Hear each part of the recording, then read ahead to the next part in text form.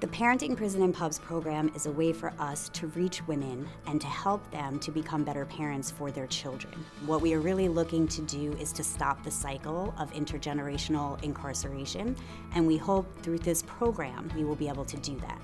What this class will hopefully help women learn is really just to think about what they're doing in terms of their parenting and to be open to other ways of parenting so that when you do go home, you're not overwhelmed by that process. You really do have some sort of foundation that you can fall back on.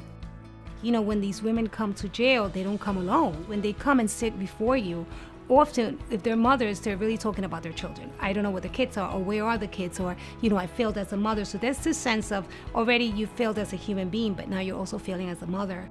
I had a lot of depression when I was incarcerated because I was separated from my children. My son informed me in the visiting room that he didn't want to leave. And it broke my heart because I didn't want them to leave. But the reality of it was that I was going back to a cell and I was going to be left with my emotions. When we look at women in prison, they often have very high rates of substance abuse, mental health problems, also a lot of past trauma. Feeling comfortable enough to actually really delve into these issues and talk about them in a substantial way is very difficult in a correctional setting. What we really want to do is to add the component of animal-assisted therapy, utilizing the dogs as a tool, as a way to help the women to open up, to relax, to talk, and to be able to effectively communicate and process the trauma that they've been experiencing. Because when you look in the face of a puppy, I mean, that's it right there. You melt like butter.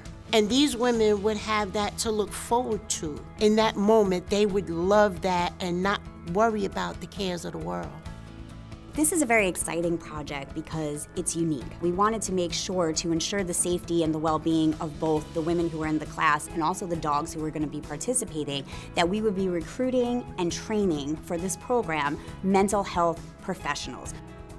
The mental health practitioners are utilizing that education and knowledge base when they're in a classroom with these women.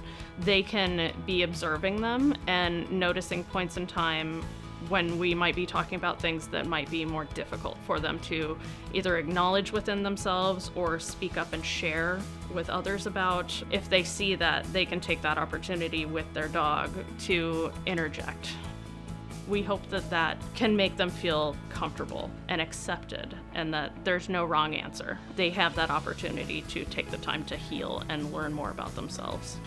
When you help a woman who's incarcerated, in a sense, you're helping a generation because these women are incarcerated, but they're mothers. So they're going out into the community to parent children. And if they can gain anything that's positive and anything that can change their lives around, and if they can really learn how to do it differently for their children, then we can have a positive impact, not only in this, but in the future generations.